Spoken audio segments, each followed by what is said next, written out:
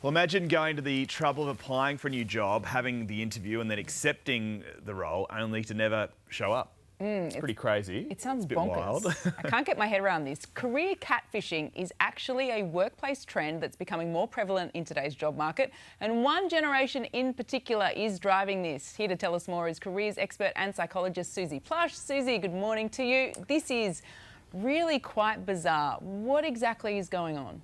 Yeah, it's wild, guys. So essentially, career catfishing is when someone applies for a job, accepts a job, lands a job, but then just doesn't rock up to the first day of work. So it's becoming more and more prevalent, and it's leaving employers completely blindsided.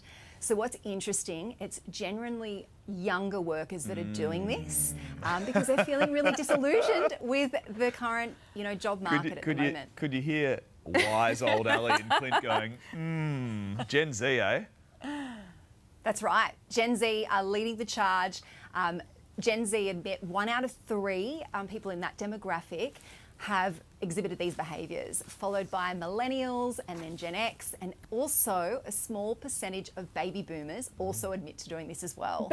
But Susie, why are they doing this? Why would you go to all the trouble of applying for a job, getting the job, and then just not showing up? Couldn't you just say, when they rang to say you got the job, you'd say, oh, well, thanks, but no thanks? Or a better offer. What is the whole ghosting thing here? Yeah, totally. It's wild.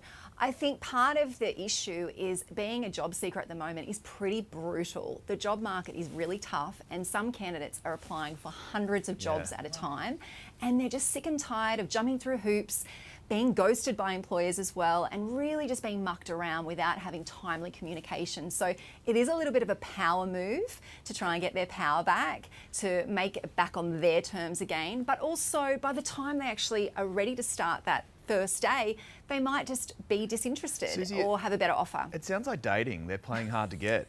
Totally. It's kind of like a bad dating app gone wrong, but now it's in the job market. It's crazy.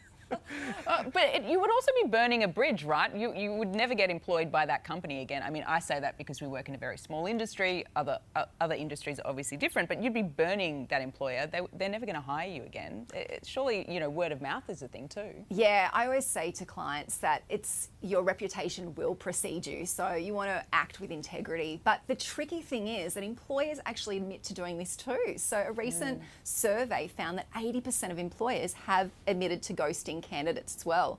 So a candidate might have gone through round 1 interview, round 2, and then the employer just radio silence. You don't hear anything back. So that can be really disillusioning for candidates looking for work. So where does the balance lie here? Yeah, I think it's definitely needing both sides to communicate a little bit more effectively. I've got 3 tips for this, but being clear is kind. So if you're a candidate or an employer, really being clear on where the candidates are in their job stage. Also giving timely feedback is important. Fast-tracking hiring, I think particularly for Gen Z, they're a generation that is used to things happening really fast and moving fast. So we do need to look at some of our hiring processes to make sure they're fast-tracked. And finally, I say commit or quit. Like I said before, you want to be someone who your yeses are your yeses and your noes are your noes. And sometimes it's an awkward interaction to let someone down, but we really need to be clear and respectful and upfront around that. So many games. I don't miss dating listening to this. Yeah. No, the struggle is real here. Susie, thank you so much for joining us. Thanks for having me.